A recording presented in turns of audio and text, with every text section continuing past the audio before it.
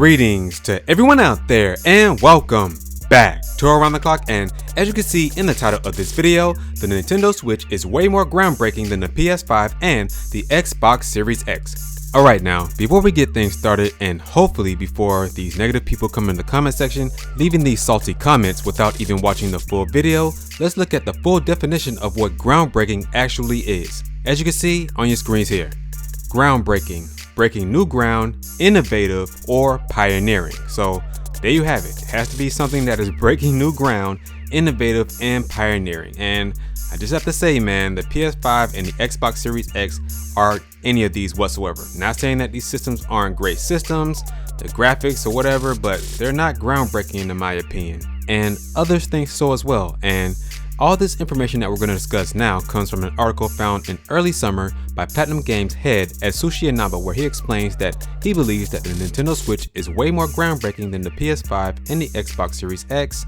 way more groundbreaking than these next gen consoles. So let's get right into his quote. As you can see on your screens here, as an industry, it's all very promising and I don't want to be perceived as too negative, but to give another example of my point, the Nintendo Switch was very groundbreaking in how it was able to just take a home console and make it portable.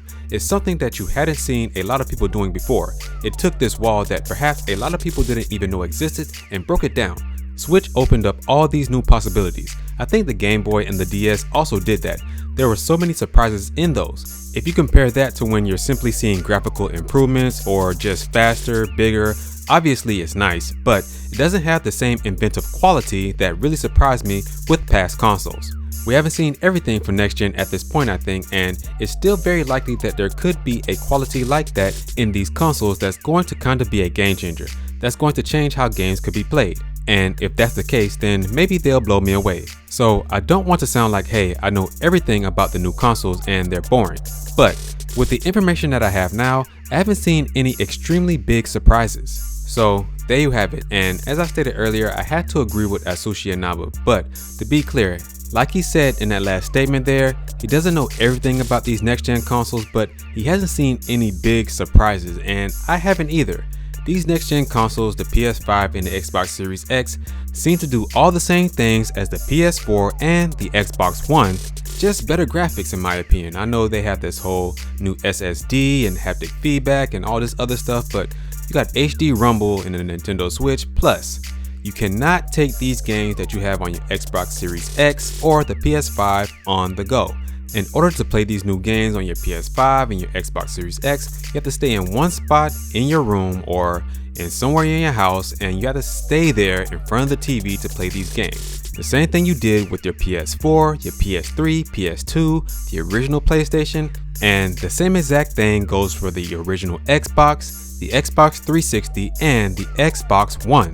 You do the same thing. You sit in one spot and do the same thing, play your games right in front of the TV. The Nintendo Switch brought a groundbreaking game changer and allowed you to move on the go with your Nintendo Switch system anywhere in your house, on the bus, plane, wherever. And to me, that is above all a groundbreaking experience.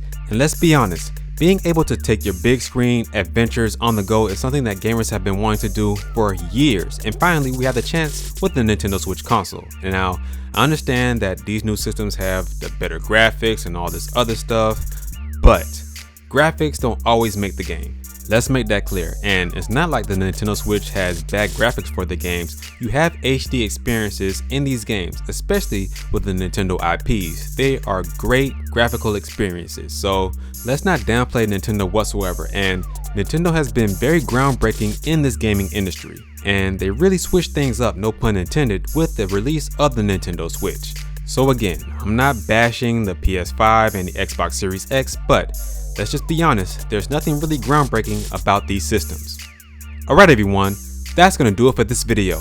What are your thoughts on everything that was discussed here? Please let me know down in the comment section below, and if you like this video, make sure to hit that like button because it really does help out the channel and gives exposure to other people who do not know about Around the Clock.